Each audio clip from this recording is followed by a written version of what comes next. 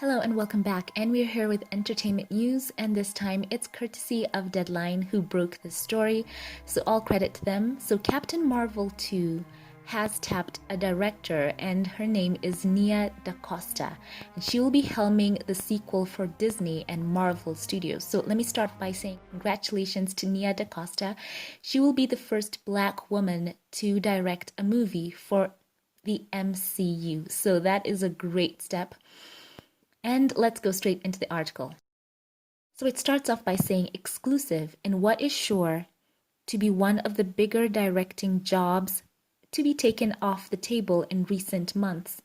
We are hearing that Nia DaCosta, who directed the anticipated reboot of Candyman, has been tapped as director on Marvel's sequel to Captain Marvel. Disney and Marvel Studios had no comment. DaCosta takes over for Anna Boden and Ryan Fleck, who directed the first pick to massive box office success. Marvel is known for switching up its directors on its popular franchises like Iron Man, Captain America to give the next installment a fresh voice, and had been meeting with candidates for the past couple of months. Although the studio met with several individuals, DaCosta seemed to have the edge for some time, even as she and others met with Marvel chief Kevin Feige over the weekend. Megan McDonnell, a staff writer on Marvel-based series WandaVision, penned the script for Captain Marvel's sequel, with Brie Larson returning to star. In the first film, Larson's Carol Danvers was a human who became involved in the war between two alien races, the Kree and shape-shifting Skrulls. Surviving and tied to an alien engine imbued her with incredible power, turning her into Captain Marvel and making her one of the most powerful heroines in the Marvel Cinematic Universe. The film was released in March 2019 and grossed over $1 billion worldwide. DaCosta's attachment is yet another sign of Marvel continuing to add diversity to its films, especially when it comes to the individuals behind the camera. Even though a budget is unknown, it is sure to be the biggest budgeted tentpole to be helmed by a Black female director, following in the footsteps of Ava DuVernay, who directed A Wrinkle in Time, which came in at $115 million budget. She joins a strong group of female filmmakers like Chloe Zhao and Kathy Yang, who have each been given the reins to huge comic book tentpoles, and Marvel and DC hope to keep this trend going.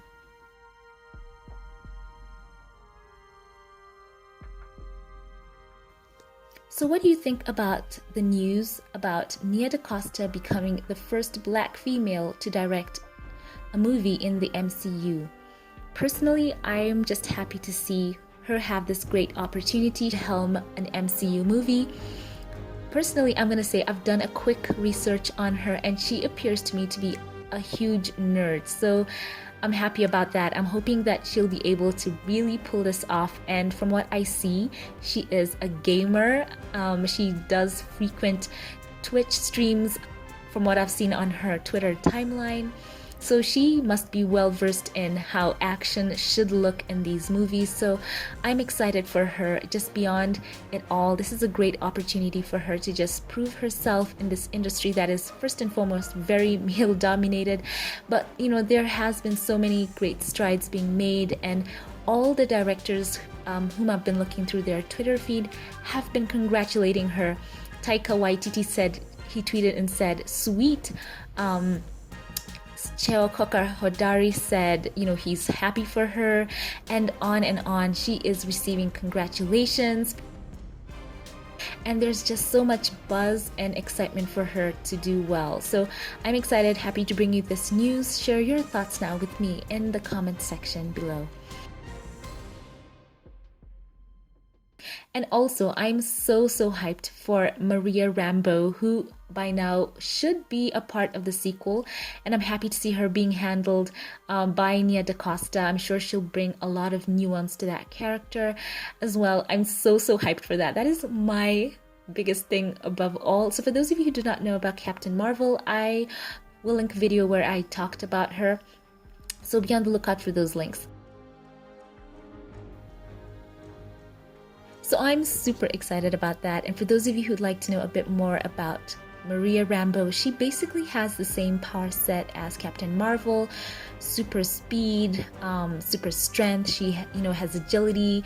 She, she can fly. She's just amazing, and I love the fact that she will be a great addition to the MCU. And we remember in the Comic-Con panel that they had, they introduced her along with the WandaVision cast. So I guess she's going to be introduced in that film. So I'm happy to see that Nia DaCosta will have that opportunity to bring that story to life on the big screen as well. So fantastic news all around. So for those of you, by the way, who may not necessarily have liked Captain Marvel, and I can say that movie sometimes had a few hits and misses for me. It wasn't a perfect film by no means, and they do say it grossed over 1 billion, which is fantastic, but we have to remember that it was leading into Avengers Endgame, and people thought that it was crucial to know what happened there so they can know what was going to happen in the story. But it ended up being a standalone-ish kind of movie, an origin story for Captain Marvel, and that's that. So I'm hoping that this movie will be amazing. We know that women can do this. We know that, for example, in the DCEU, we have had Patty Jenkins, who did a fantastic job with Wonder Woman. She made a nuanced, powerful character, inspiring, and Gal Gadot, she did a great job there. And Patty Jenkins, what a great team up. So I'm hoping that it can be the same for Nia DaCosta and Brie Larson. Yeah, so for those of you who may have your opinions about Brie, all that aside, let's just get excited for Nia DaCosta. She is a girl, she is a nerd, and she's gonna bring it in this film, and I'm so happy for her. All in all, exciting news. Share your thoughts with me in the comment section below. So apart from all this great news that we are getting, I would like to ask those of you who are my viewers right here and are, nerds, let me know, of the MCU, and you know what, let's just throw in the DCEU as well. Which is your most anticipated or favorite property that you would like to see in the years that are coming up? Do you want to see, for example, Captain Marvel? Are you looking forward to that sequel? Or are you looking forward to the new characters that will be introduced? And I'm talking both Marvel and DC. So I'm going to say one thing. I love them both equally. I'm a Marvel DC lover. But I've got to say, I have such hype for Black Adam. I want to see what's going to happen in that. And above all, I want to see what's going to happen in Black Panther 2, being directed by Ryan Coogler as well. So my heart just wants to see what's up next. They laid such a great foundation, and I'm going to talk right now about the MCU. They laid such a solid foundation with what Jon Favreau did with the first Iron Man movie. What a great foundation that was. And I'm hoping that they can continue to go from strength to strength. They have Kevin Feige, who has steered that ship, and he hasn't put a foot wrong for the most part. And I'm hoping that they can keep it solid entertainment. I'm just hoping that all of them in their next phase have a fantastic time. So as well as DC, they have as well, as a by the way, they are having DC Fandom, where they will be announcing their DC properties. So keep it here.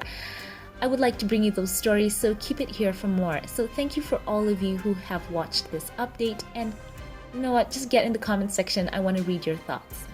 If you like this video, don't forget to give it a thumbs up, click subscribe. I would love to see you here again. Thank you to all my Patreon supporters. Thank you for choosing to support my channel. I love you all. Have a wonderful day wherever you are, and I'll catch you in the next one. Have a blessed one.